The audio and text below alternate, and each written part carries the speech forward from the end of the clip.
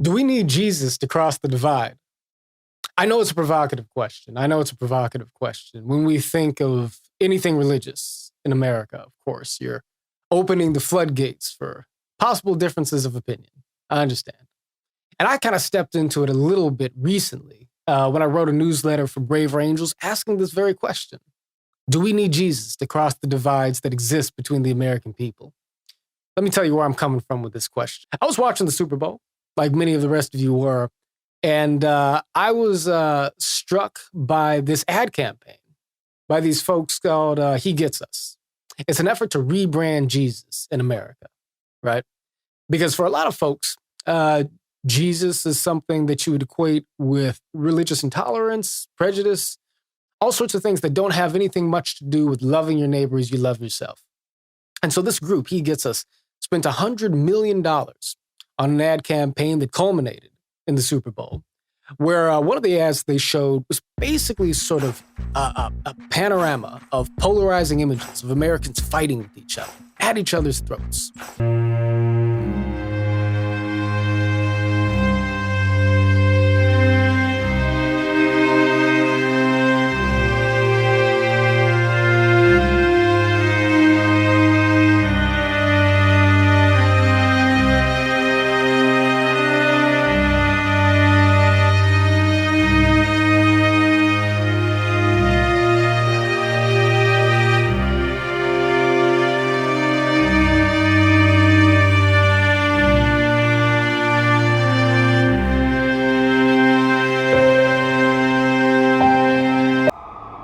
Right? Jesus loves the people that we hate.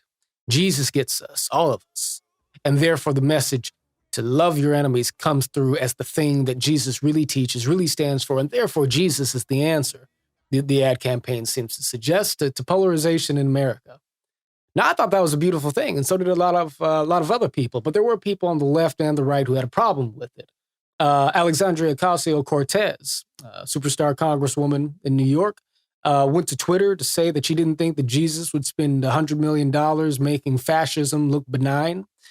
Charlie Kirk, leading conservative activist, commentator, founder of Turning Point USA, said that this was one of the greatest disservices to Christianity in the modern era, and that the people who ran this ad were, quote, woke tricksters. Now, they each had their own reasons for taking aim at the He Gets Us campaign.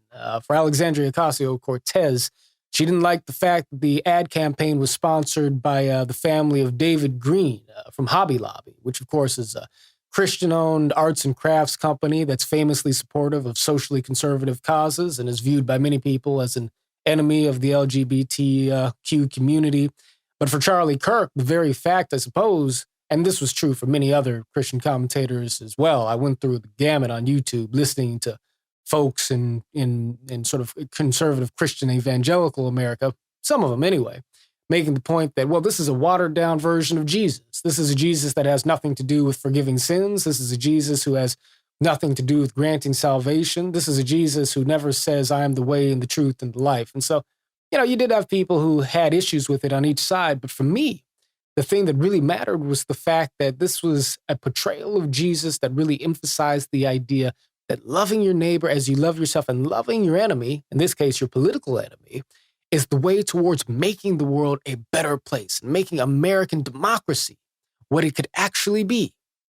Now, in sort of, endorsing the spirit of that, I got a fair amount of pushback from within the organization of Braver Angels. And, many of you will know, but for those of you who don't, I am, of course, national ambassador for America's largest bipartisan grassroots organization doing the work of political depolarization. Braver Angels, the name notwithstanding, is not actually a religious organization, but we're full of people who are from all religious faiths and no particular religious faith, right?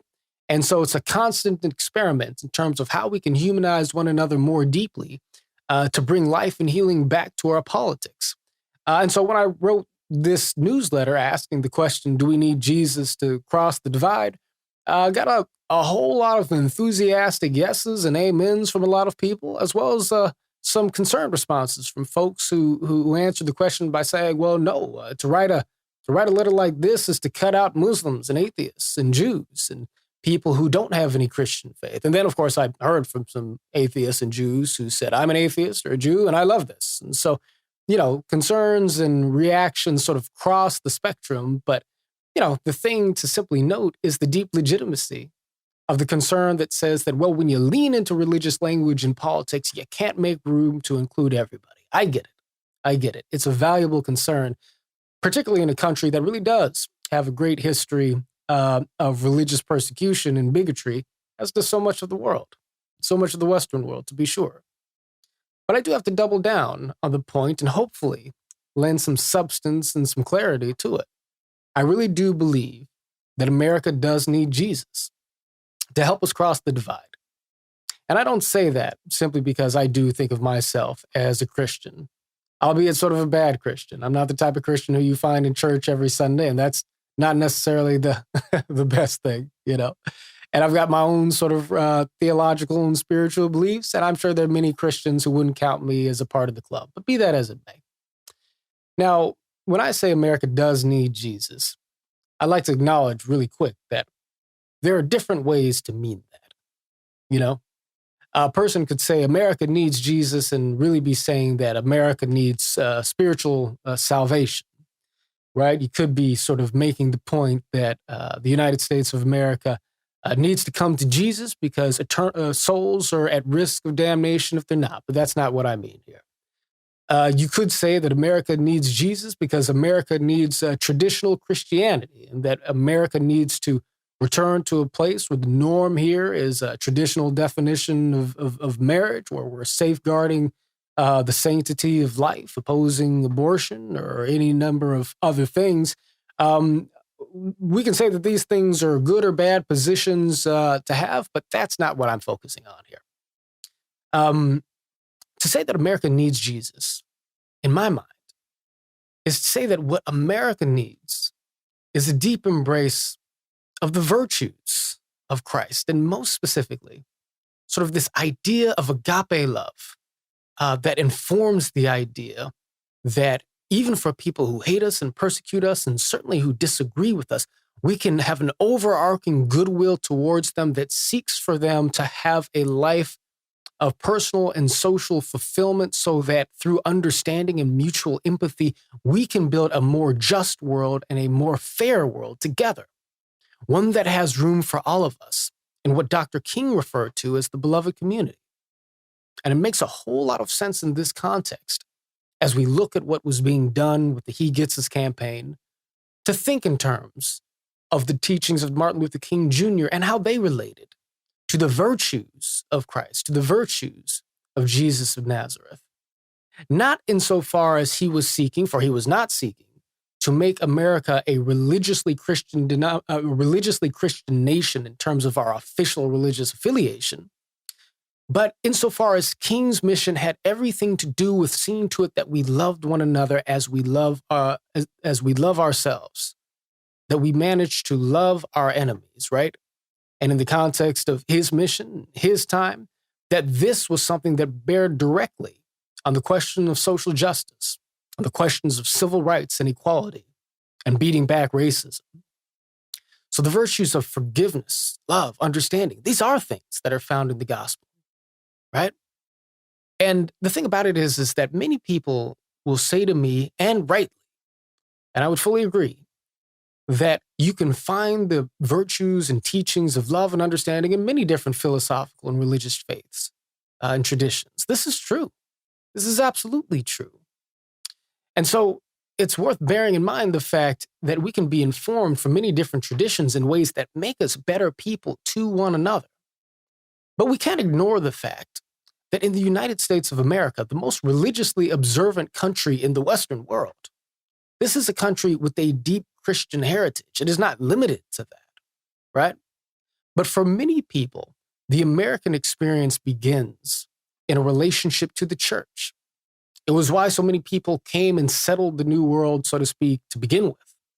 And while American society has become far more diverse over time, for many people who live in the United States of America, and this goes invisible to many folks who live in our metropolitan, cosmopolitan city centers, and people who live in more integrated and more conspicuously sort of cross-cultural communities. But for many other people in America, religious life is the overarching framework through which we relate to the world. Not everybody grows up in a secular context. Barack Obama wrote very wisely about this. If you go all the way back to his book, The Audacity of Hope, he refers to the starting point for polarization in American society as having a lot to do with the break between secular and religious society that accelerated way back in the 1960s. In a time where people felt that religion was on the outs in American society, where obviously the anti-war movement and social liberalism was gaining steam. But one of the things that Obama writes about is the fact that religious people were launching their own not podcasts back in those days, but their own radio shows, their own publications, right? Flourishing in churches and local Christian institutions and ignoring the mainstream culture just as surely as they were being ignored. And of course, from that, you get the moral majority, you get Jerry Falwell, you get the rise of Ronald Reagan, and this parallel universe of American experience that is oriented in such deep ways around the institution of the Christian church, but also the person of Jesus in the consciousness and understanding of millions of Americans for whom that is the lighthouse by which they understand moral truth. Can you speak to people like that in a way that invites them into an inclusive society without speaking to that tradition? I argue that it is extremely difficult, if not impossible, to do that. This is why Nelson Mandela said, if you talk to a man in a language he understands, that goes to his head. If you talk to a man in his language, that goes to his heart. That's precisely what Dr. King sought to do and did in his time. Martin Luther King Jr. spoke to the Christian identity of this country, for the millions of people for whom that applied in his own time. And of course, Dr. King, of course, Reverend King, was a Christian himself. But Dr. King, Reverend King, was someone who was not blind or numb or disinterested in the many different sources of moral and spiritual wisdom that could inform the pursuit of a just society and the beloved community. Dr. King learned from everyone. Dr. King learned from philosophers. He learned from other faiths. The philosophy of nonviolence that Dr. King espoused came from Mahatma Gandhi. Dr. King said that Christ supplied the spirit, but Gandhi supplied the method, and that in the early days of the civil rights movement, in the early days of the nonviolent movement, Dr. King, on the one hand, of course, was seeking to speak to the Christian conscience of those millions of Americans, certainly in the religious South, who opposed the civil rights movement, but also to the African-American Christian community who supported him. He needed to speak to the Christian heritage and understanding of all those folks, right?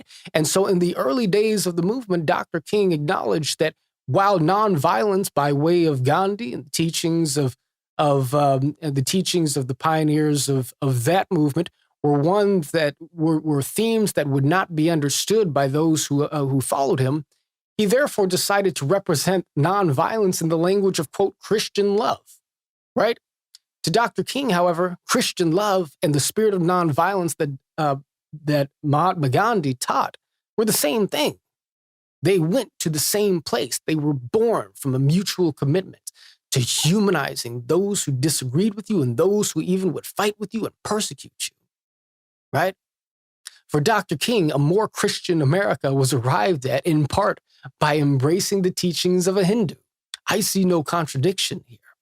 And I see no contradiction between that truth on the one hand and saying that America needs more Jesus on the other hand, if we remember that the true teachings, the deeper moral and ethical teachings of Jesus of Nazareth stem from this idea that we must love one another as we love ourselves.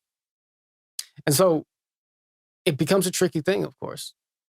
We identify with religion and we identify with politics in ways that go deep into our identity. And when we hear the word Jesus, when we hear the name Jesus, we might think, that is the truth, or we might think that is a symbol of persecution. I get it.